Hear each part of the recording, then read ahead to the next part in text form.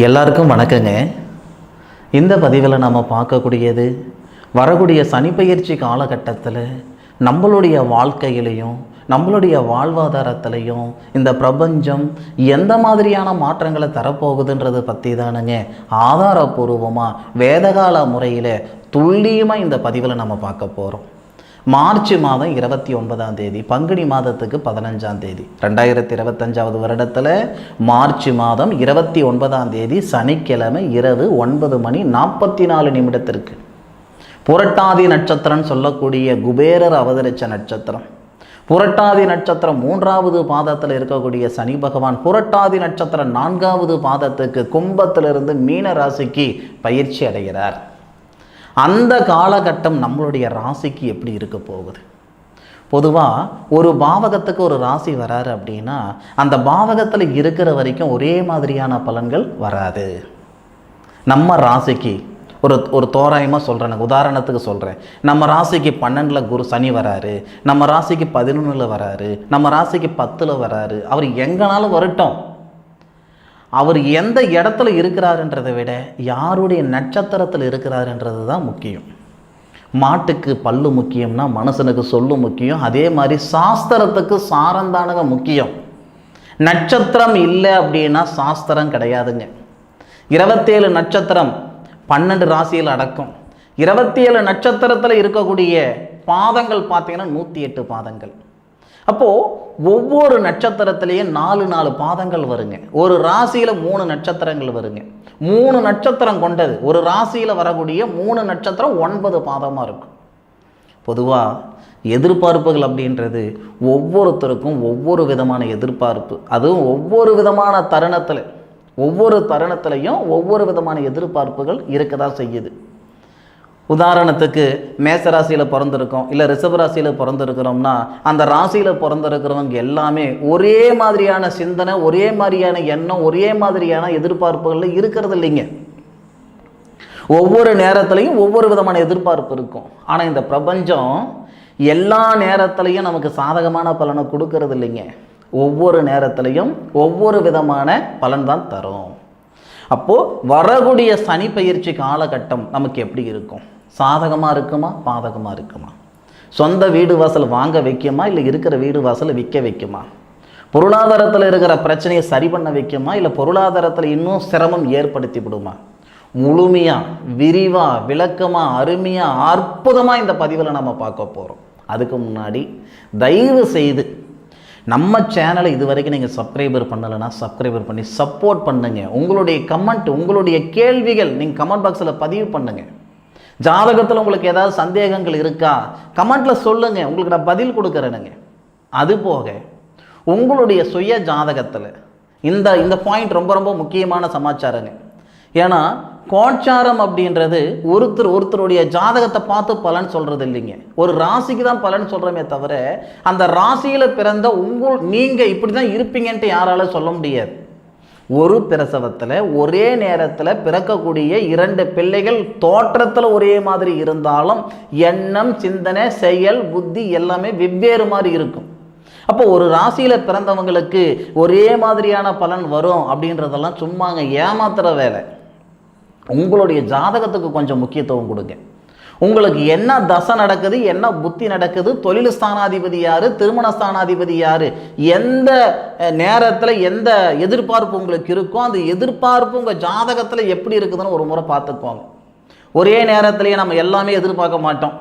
வீடு வாங்கணும்னு எதிர்பார்ப்போம் ஒரு நேரத்தில் ஒரு வண்டி வாங்கணும்னு எதிர்பார்ப்போம், ஒரு நேரத்தில் சரி கல்யாணம் பண்ணிக்கலான்னு எதிர்பார்ப்போம். அப்போ வீடு வாங்கணும்னா உங்கள் ஜாதகத்தில் லக்னத்தில் இருந்து 4வது கட்டம், வாங்கணும்னா 4வது கட்டம், திருமணம் பண்ணுமா 7வது கட்டம், புத்திர பாக்கியமா 5வது கட்டம், உடம்புல நோய் நொடி வந்துடுச்சா 6வது கட்டம், தொழில் ஸ்தானமா 10வது கட்டம், தொழில் நல்லா இருக்குது லாபம் வரலையா 11வது கட்டம். இந்த மாதிரி நம்ம முன்னோர்கள் வேறு எந்த வகையிலையும் மனசாலுக்கு வரக்கூடிய பலனை தெரிஞ்சுக்கிட முடியாது, எதிர்காலம் என்னன்றது தெரிஞ்சுக்கிட முடியாது. இந்த ஜாதகத்தால் தான் தெரிஞ்சுக்கிட முடியுன்றதுனால தான் நம்ம முன்னோர்கள் பொக்கிஷமாக இந்த ஜாதகத்தை நமக்கு உருவாக்கி கொடுத்தாங்க. பேனா பேப்பர் கண்டுபிடிக்கிறதுக்கு முன்னாடியே சித்தர்கள் காலத்தில் மிகவும் பிரதானமாக இருந்தது ஜோதிடம். இன்றைக்கி ஜோதிடம் எப்படி இருக்குதுன்னா எல்லாம் தொழிலாகி போச்சு, அது ஒரு பக்கம் கிடக்கட்டும். நாம் எப்படி இருப்போம், அடுத்த 2.5 வருஷத்துக்கு நாம் எப்படி இருப்போம், நம்மளுடைய வாழ்க்கை எப்படி இருக்கும், வாழ்வாதாரம் எப்படி இருக்கும், என்ன செய்யணும் என்ன செய்யக்கூடாது, எப்படி இருக்கணும் எப்படி இருக்கக்கூடாது, முழுமையாக இந்த பதிவுகளை நம்ம பார்க்க போகிறோம். இந்த பதிவு மட்டும் முழுமையாக பாருங்கள். சப்ஸ்கிரைபர் பண்ணலைன்னா சப்ஸ்கிரைபர் பண்ணுங்க, உங்களுடைய நண்பர்களுக்கு ஷேர் பண்ணுங்க, சரிங்களா? தொடர்ந்து மேசராசியிலிருந்து மீனராசி வரைக்கும் தொடர்ந்து முழுமையாக அருமையாக அற்புதமாக இந்த பதிவில் நம்ம பலன் பார்க்க தான் போகிறோம், சரிங்களா? உங்களுடைய கருத்துக்களை கமெண்ட் பாக்ஸில் பதிவு பண்ணுங்க. மேசராசியில் பிறந்த நண்பர்களுடைய வாழ்க்கையிலையும் வாழ்வாதாரத்திலையும் வரக்கூடிய சனி பயிற்சி காலகட்டத்தில் இந்த பிரபஞ்சம் எந்த மாதிரியான மாற்றங்களை தரப்போகுதுன்றது பற்றி தானுங்க ஆதாரபூர்வமாக வேதகால முறையில் துல்லியமாக இந்த பதிவில் நம்ம பார்க்க போகிறோம். 2025 வருடம் மார்ச் மாதம் 29ஆம் தேதி பங்குனி மாதத்துக்கு 15ஆம் தேதி சனிக்கிழமை இரவு 9:44 புரட்டாதி நட்சத்திரம் சொல்லக்கூடிய குபேரர் அவதரிச்ச நட்சத்திரம். புரட்டாதி நட்சத்திரம் 3வது பாதத்திலிருந்து புரட்டாதி நட்சத்திரம் 4வது பாதத்துக்கு கும்ப ராசியிலிருந்து மீன ராசிக்கு சனி பகவான் பயிற்சி அடைகிறார். இது மேசராசியில பிறந்த நண்பர்களுக்கு சாதகமா அல்லது பாதகமா? பொதுவாகவே எதிர்பார்ப்புகள் அப்படின்றது எல்லாருக்குமே இருக்க தான் செய்யுது. ஒவ்வொருத்தருக்கும் ஒவ்வொரு விதத்தில் எதிர்பார்ப்பு. இந்த பிரபஞ்சம் எல்லாருக்கும் எல்லா நேரத்துலையும் சாதகமான பலனை கொடுக்கறது இல்லைங்க. ஒவ்வொருத்தருக்கும் ஒவ்வொரு தருணத்தில் தான் சாதகமான பலனை கொடுக்கும். சம்பாதிக்கிறதுன்றது எல்லாரும் செய்கிறது தான், எல்லா நேரத்துலையும் பண்ணுறது தான். சாதிக்கிறது அப்படி கிடையாது. ஒரு சிலரால் மட்டும்தான் முடியுது, ஒரு சில நேரத்தில் தான் முடியுது. அந்த நேரம் மேசராசி நண்பர்களுக்கு வருமா வராதா? மேஷராசியில் வரக்கூடிய நட்சத்திரங்களே எடுத்துக்கிட்டிங்கன்னா 3 நட்சத்திரம். முதல் நட்சத்திரம் அசுவினி நட்சத்திரம் அப்படின்றதுங்க. சரஸ்வதி அம்மன் அவதரித்த நட்சத்திரம் அசுவினி நட்சத்திரம். மேசராசியில் வரக்கூடிய அசுவினி நட்சத்திரம் 4 பாதம். அப்போது அசுவினி நட்சத்திரத்தை தானுங்க சரஸ்வதி அம்மன் அவதரித்தது. அதன் பிறகு வரக்கூடிய பரணி நட்சத்திரம் துர்க்கை அம்மன் அவதரித்த நட்சத்திரம் தானுங்க பரணி நட்சத்திரம். அதன் பிறகு வரக்கூடிய கார்த்திகை நட்சத்திரம் ஒரே ஒரு பாதம் காளியம்மன் அவதரித்த நட்சத்திரம் தானுங்க கார்த்திகை நட்சத்திரம். ஒவ்வொரு நட்சத்திரம்னா ஒவ்வொரு ராசியாதிபதி இருக்காங்க, ஒவ்வொரு அதிதேவதைகள் இருக்காங்க. அப்போ அசுவினி நட்சத்திரத்தில் பிறந்தவங்க சரஸ்வதி அம்மன் வழிபாடு ரொம்ப நல்லா இருக்கும். பரணி நட்சத்திரத்தில் பிறந்தவங்க நான் முருகரை வழிபடுறேனுங்க, அது அப்புறம். உங்களுடைய நட்சத்திரத்துக்கு உண்டான அதிதேவதை யாருன்னு பார்க்கும் பொழுது துர்க்கை அம்மன். கார்த்திகை நட்சத்திரத்தில் பிறந்தவங்க முருகரை வழிபடுவீங்க, இது அப்புறம். உங்களுடைய நட்சத்திரத்துக்கு உண்டான அதிதேவதை யாருன்னு பார்க்கும்போது காளியம்மன். வருடத்துக்கு ஒரு முறையாவது காளியம்மனுடைய திருத்தலத்துக்கு கார்த்திகை நட்சத்திரத்தில் பிறந்தவங்க போய் பாருங்கள், மாற்றங்கள் எப்படி வருதுன்னு பாருங்கள். சரி, இது ஒரு புறம் இருக்கட்டும். மேஷ ராசிக்கு 10வது பாவகத்துக்கு அதிபதி 11வது பாவகத்துக்கு அதிபதி தானுங்க சனி பகவான். மேஷ ராசியாதிபதி செவ்வாவுக்கு சனி பகவான் நல்லது செஞ்சதா சரித்திரமே இல்லை. அப்போ 10, 11 குடையவர் தொழில் ஸ்தானாதிபதி லாபஸ்தானாதிபதி சனி பகவான் விரயஸ்தானத்தில். விரயஸ்தானாதிபதி சாரம் புரட்டாதி நட்சத்திரம்னா குருவுடைய சாரம் தானே, குரு விரயஸ்தானாதிபதி இல்லை மேசத்துக்கு. அப்போது மேஷராசிக்கு 12வது பாவகத்திலிருந்து 3வது பார்வையாக உங்களுடைய ராசிக்கு 2வது பாவகத்தில் இருக்கக்கூடிய குரு பகவானை பார்க்குறார். இது ஒரு வகையில் நமக்கு சாதகமாக இருக்கும். மண்ணு மனம் வாங்கணுன்ற ஆசை எல்லாருக்குமே இருக்க தான் செய்யுது. எல்லாருக்குன்னு இல்லை, ஒரு சிலருக்கு மிகப்பெரிய மனக்கோட்டையாக இருக்கும். 10 வருஷமாக நான் வாடகை வீட்டில் இருந்துக்கிட்டு இருக்கிறேன் சார், இந்த நேரத்துலையாவது எனக்கு சொந்த வீடு வாசல் அமையுமா? வீடு வாசல் கட்டிட்டேன் சார், அந்த இடத்துக்கு என்னால் போக முடியலைங்க, கிரகப்பிரவேசம் செஞ்சுக்கிட முடியலைங்க. சொந்த வீடு வாசல் இருந்தும் வாடகை வீட்டில் இருக்கக்கூடியவங்க நிறைய பேர் இருப்பாங்க. வீடு வாசல் ஆரம்பிச்சுட்டு முடிக்க முடியாத இருக்கக்கூடியவங்களாம் நிறைய பேர் இருப்பாங்க. மண் மனை சார்ந்த பிரச்சனைகள் எல்லாமே சரியாகக்கூடிய காலகட்டம் மார்ச் மாதம் 29ஆம் தேதியிலிருந்து மே 16ஆம் தேதி வரைக்கும். மேஷராசியில் பிறந்த ஆணாக இருந்தாலும் சரி பெண்ணாக இருந்தாலும் சரி ஒரு மண்ணு மனம் வாங்கணும், பொண்ணு பொருள் செய்யணும், பொண்ணு பொருள் அப்புறம் மண்ணு மனம் வாங்கணும், வீடு வாசல் வாங்கணுன்ற எண்ணம் இருக்குதுன்னா மார்ச் 29ஆம் தேதியிலிருந்து மே மாதம் 16ஆம் தேதி வரை 100% இந்த பிரபஞ்சம் நல்ல அனுகூலங்களை தரப்போகுது. நிச்சயமாக நல்ல அனுகூலம் வரும். அதே மாதிரி நான் ரியல் எஸ்டேட் செய்துக்கிட்டு இருக்கிறேனுங்க, நான் மேஸ்திரி வேலை செஞ்சுக்கிட்டு இருக்கிறேனுங்க, நான் இன்ஜினியராக இருந்துக்கிட்டு இருக்கிறேனுங்க, சிவில் படிச்சுட்டு இன்ஜினியரிங்கராக இருக்கிறேனுங்க, ஆர்கிடெக்சராக இருக்கிறேனுங்க, மனை சார்ந்து தொழில் செய்துக்கிட்டு இருக்கிற நண்பர்கள் எல்லாருக்குமே மேஷராசியில் பிறந்தவங்க முதல் சுற்றாக இருந்தாலும் சரி, இரண்டாவது சுற்றாக இருந்தாலும் சரி, மூன்றாவது சுற்று 7.5 இருந்தாலும் சரி, 100% மார்ச் 29 மே 16ஆம் தேதி வரைக்கும் நிச்சயமாக நல்லா இருக்கும். அதில் மாற்று கருத்து இல்லை. கழுத்து பிடிக்கிற அளவுக்கு பணப்பிரச்சனை இருக்குதுங்க, கடன் பிரச்சனை இருக்குதுங்க, இருக்கலாமா இருக்க வேண்டாமான்ற மனநிலையில் நான் இருந்துக்கிட்டு இருக்கிறேன் வருத்தப்பட்டு இருக்கிற நண்பர்களாக இருந்தால் கூட உங்களுக்கு 7.5 சனின்னு சொல்லுவாங்க எல்லாரும். ஆனால் இந்த தருணம் உங்களுக்கு பாதிப்பு கொடுக்காது. மார்ச் மாதம் 29ஆம் தேதி திருக்கணித பிரகாரம் தான் சனி பகவான் பயிற்சி அடைகிறாரே தவிர வாக்கிய பிரகாரம் பயிற்சி கிடையாது. அப்போது மார்ச் 29ஆம் தேதியிலிருந்து மே 16ஆம் தேதி வரைக்கும் 100% சொல்கிறேன் மேஷராசியில் பிறந்தவங்களுக்கு சாதகமான நேரம். மே 16ஆம் தேதியிலிருந்து ஆகஸ்ட் 18ஆம் தேதி வரைக்கும் 100% பாதகமாக இருக்கும். முதல்ல சனி பகவான் நல்லது கொடுக்க போகிறார், பின்னாடி நான் கொடுக்கக்கூடிய அந்த சங்கடத்துக்கு நீ தயாராக இருயா அப்படின்ற மாதிரி. மே 16ஆம் தேதியிலிருந்து மே 16, ஜூன் 16, ஜூலை 16, ஆகஸ்ட் 18 கிட்டத்தட்ட நமக்கு ஒரு 32 கிட்டத்தட்ட ஒரு 92 நாள், 3 மாதம் கணக்கு வச்சுக்கோங்க. அந்த 3 மாதத்துக்கு மேஷராசியில் பிறந்தவங்க பலவிதமான துன்பம், துயரவு, சிக்கல், சிரமம் அனுபவிப்பீங்க. அதில் மாற்று கருத்து இல்லை. ஏன்னா அந்த தருணத்தில் சனி பகவான் அப்படின்றவர் உத்திரட்டாதி நட்சத்திரம் சொல்லக்கூடிய தன்னுடைய சுய நட்சத்திரத்தில் தொழில்காரகனுடைய நட்சத்திரம், தொழில் ஸ்தானாதிபதி நட்சத்திரம், தனகாரகனுடைய வீட்டில் போயிட்டு மறைஞ்சி, ஏன்னா அப்போ குருவும் மாறி இருப்பார். உங்கள் ராசிக்கு 2வது பாவகத்தில் இருந்து குருவும் மாறி இருப்பார் 3வது பாவகத்துக்கு. உங்கள் ராசிக்கு 12ல் இருந்த அந்த ராகுவும் மாறி இருப்பார். அந்த கிரக அமைப்புகளெல்லாம் கொண்டு நம்ம துல்லியமாக பார்க்கும் பொழுது மே 16 நமக்கு ஆகஸ்ட் 18 வரைக்கும் பாதகமான நேரம். இதே சனி வக்ரம் அடைகிறாருன்னா உங்களுக்கு நல்லாயிருக்கும். சரிங்களா? ஆகஸ்ட் 18ஆம் தேதி தான் சனி வக்ரத்துக்கு போகிறார். சனி வக்ரத்துக்கு உண்டான பலன் நான் தனியாக சொல்கிறேன். அது வரைக்கும் கொஞ்சம் இல்லை, நிறையவே பாதகமாக இருக்கும். வண்டி வாகனங்கள் சவகாசம் கண்டிப்பாக வேண்டாம். இருந்தால் கீழே விழுந்து கையை காலை உடச்சிக்குவீங்க. தப்பாக எடுத்துக்கிடாதீங்க, என்னடா இப்படி ஒரு சொல்கிறாரேன்ட்டு. ஐயா, ஒரு சங்கடம் வரக்கூடாதுன்றதுக்காக தான் உங்களுக்கு பலனே சொல்கிறேன். வந்ததுக்கப்புறம் தெரிஞ்சுக்கிட்டு 10 காசு பிரயோஜனம் இல்லை. ஜோதிடம்னா என்னங்க? சாப்பிட்ட சாப்பாட்டுக்கு ஊறுகாய் தேட முடியாது, சாப்பிட போகிற சாப்பாட்டுக்கு ஊறுகாய் தேடலாம். சாப்பிட போகிற சாப்பாடு தான் இந்த ஜோதிடம். என்னையே இதுக்கு இங்கே போய் கம்பேர் பண்ணுறீங்களா அப்படின்னா, எதிர்காலம் நமக்கு எப்படி இருக்குன்றது நமக்கு தெரியாதுங்க. நேற்று நமக்கு நடந்தது நமக்கு தெரியும், நாளைக்கு நடக்க போகிறது என்னான்னு தெரிஞ்சுக்கிறதுக்கு இந்த ஜோதிடம் தான் உதவும். என்னதான் விஞ்ஞானம் ஆராய்ச்சி உயர்ந்திருந்தாலும் ஒரு தனிப்பட்ட மனிதனுடைய தலையெழுத்து தெரிஞ்சுக்கிடணும்னா இந்த சாஸ்திரத்தால் தான் முடியுங்க, வேறு எந்த வகையிலும் முடியாது. அதனால தான் நம்ம முன்னோர்கள், சித்தர்கள் எல்லாருமே ஜோதிடத்துக்கு ரொம்பவும் முக்கியத்துவம் கொடுத்தாங்க.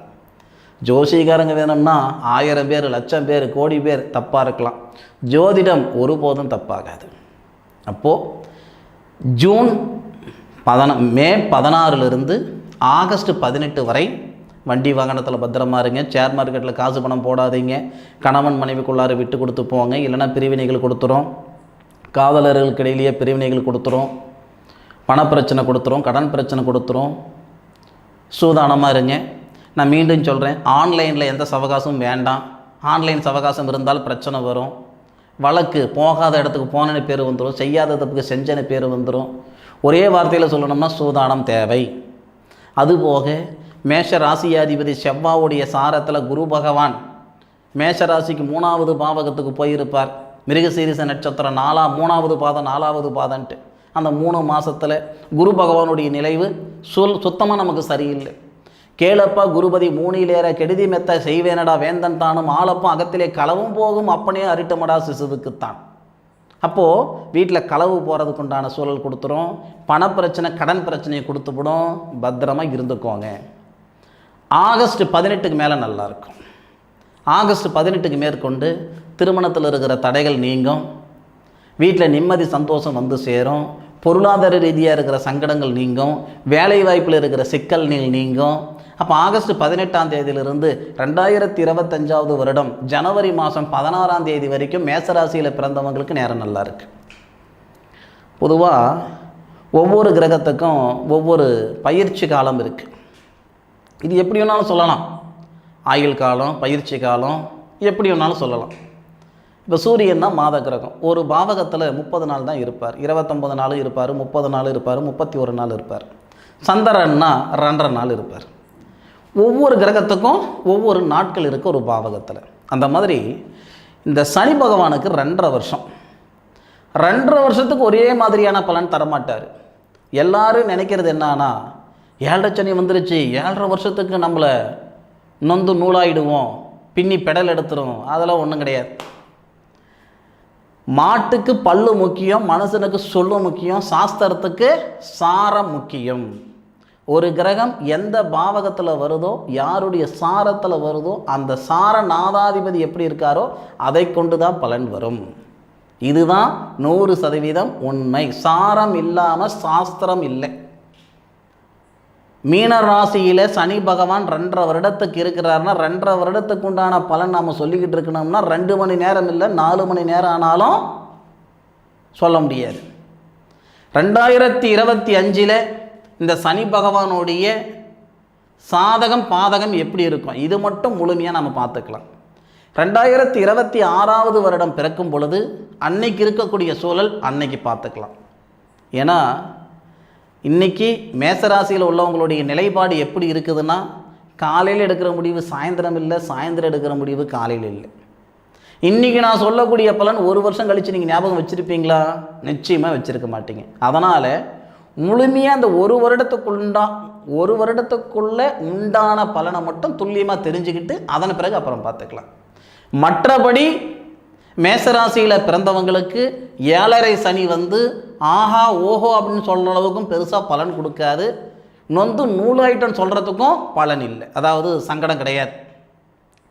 12 மாதம் கிட்டத்தட்ட 365 நாளில் 92 நாள் மட்டும்தான் நமக்கு பாதகத்தை கொடுக்க போகுது. அதை மட்டும் மனசில் வச்சுக்கோங்க. பாதகமான நேரத்தில் மட்டும் எப்படி இருக்கணுமோ அப்படி இருந்துக்கோங்க. அது தவிர்த்து உங்களுக்கு எந்த சங்கடமும் கிடையாது. என்ன சார் பரிகாரம் இருக்குது, இதிலேருந்து நான் விடுபடுறதுக்கு என்ன பரிகாரம் இருக்குது? ஆதரவற்றோர் முதியோர் இல்லம் இருக்குது, ஆதரவற்ற இல்லம் இருக்குது. அந்த இடத்துக்கு உங்களான பொருள் உதவியோ பண உதவியோ சாப்பாடு உதவியோ செய்யுங்க. அது உங்களுக்கு சாதகமாக இருக்கும். ஏன்னா சனி பகவான் பொறுத்த வரைக்கும் நாம் செய்த பாவ புண்ணியம், செய்ய போகிற பாவ புண்ணியத்தின் அடிப்படையில் தான் பலன் தருவார். அரச மரத்தடி விநாயகர் கோவில், அரச மரமும் வேப்ப மரமும் சேர்ந்திருக்கிற மாதிரி இருக்கும். அதன் அடியில் இருக்கக்கூடிய விநாயகர் திருத்தலத்துக்கு சனிக்கிழமை நாள்லேயோ ஞாயிற்றுக்கிழமை நாள்லேயோ வெள்ளிக்கிழமை நாள்லேயோ உங்களுக்கு எந்த நாள்